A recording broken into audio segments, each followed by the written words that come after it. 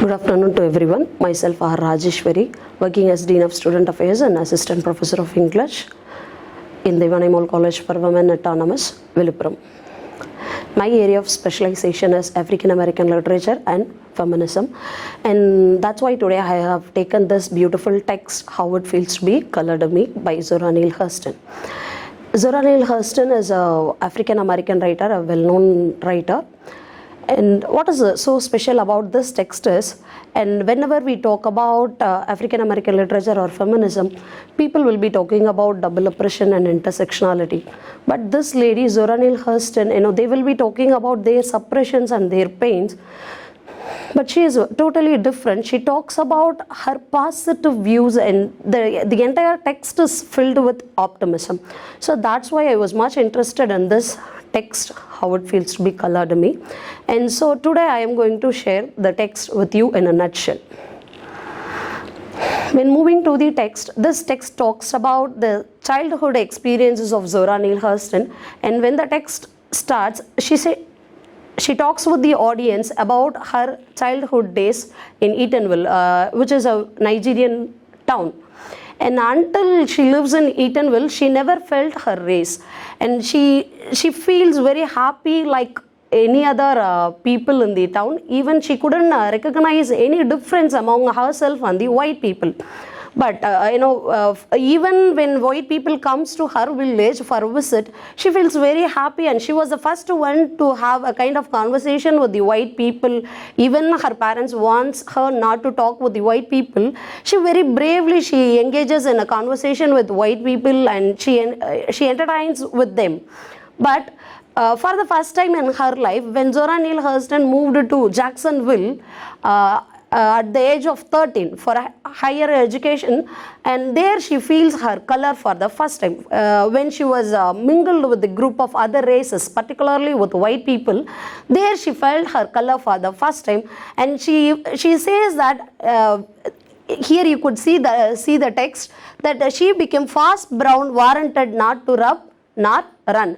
When she recognized herself as a black, and she feels that she couldn't avoid it. Yes, of course, it is obvious that by race she has become black, but she cannot avoid it, and she tells the readers that sense of black hasn't created any suppression in her. She very happily she says that yes, of course, she is a black and she is a granddaughter of a slave, but that has nothing to do with her pain. The pain is already over. She says that the slavery is a price I paid for civilization. So no longer she feels depressed about their ancestors' pain and their sufferings, because she has taken it in a positive way that they have paid through their slavery for their civilization. Now they were civilized, they were exposed to the outside world, and they too have the rights as equal as the white people. So, and now she tells that she has the entire world to be one. She tells the readers that she will be having the chances of getting prize twice as much as the blame twice for her every activity. When she does something very successfully, people will be praising her that by saying that yeah, an African American girl has done it so well. At the same time, whenever she commits a mistake, they will be blaming her for her act. So she shares that. And again, another point is, when she lives in America, when she is living with the white people, and she talks about her neighbors. The white people, they were actually unaware that whether to be happy with the success of Zora or to drag her down. Because when they tries to drag her down, again, their race will be coming out. They will be showing their mastery over other races. But at the same time, they couldn't accept the success of Zora. So she talks about all those things. Then coming back to Zora's experience, and when she lives in America, she shares that even in America she don't feel herself black always. She don't think very ill about her physique or her color. she feels that race only in few occasions, that whenever she is pushed upon a group of white people, she feels her color. And again, she shares another experience that here in the restaurant called New World Cabaret, and she had the opportunity of enjoying jazz music along with the white men. That jazz music, you know that it is a traditional music, and also you know that African Americans were bounded with music, and they were tied with music, and their culture is connected with music. So when she hears this jazz music, she was taken back to her ancestry. She was taken back to her culture. She feels that she was becoming a barbarian like her ancestors, and she feels that her entire body is painted with this war colors, and she is just having the sense of the extreme war nature. She wants to kill something, she wants to slaughter something, but when the music ends, again she takes back herself, and she realizes that now she is in America and she is seated beside a white man. But when she meets that white man, and that jazz music hasn't created any emotion in him, whereas it has created a number of emotions in Zora Neale Hurston, and it has made her even to go back to her ancestry. But this music hasn't created any any emotions in this man. He has just enjoyed it as a music alone. And so here she says that there are mountains and oceans of difference between the races, both white and black, though they were seated besides. So it is the race is not upon not only about the skin tone, it is about the culture, it is about the differences they had in them. And then next she shares herself, she tells us about a wall which has a number of bags called brown bag, white, red, and black. All these bags represents a particular race. Black bag represents Nigerians, white bag represents this English people, British people, whereas yellow bag represents other races, Canadians, like that. This brown bag represents these people, African Americans. Zora, she identifies herself with the brown bag, and she tells that all these bags were stuffed by the great stuffer. Through this term, great stuffer, she means the God. So here she denotes the God as the great stuffer of the bags. So now coming back to the brown bag, she tells that this bag was first prepared by the great stuffer. So which indirectly means that that the African Americans are the first race that were created by the God.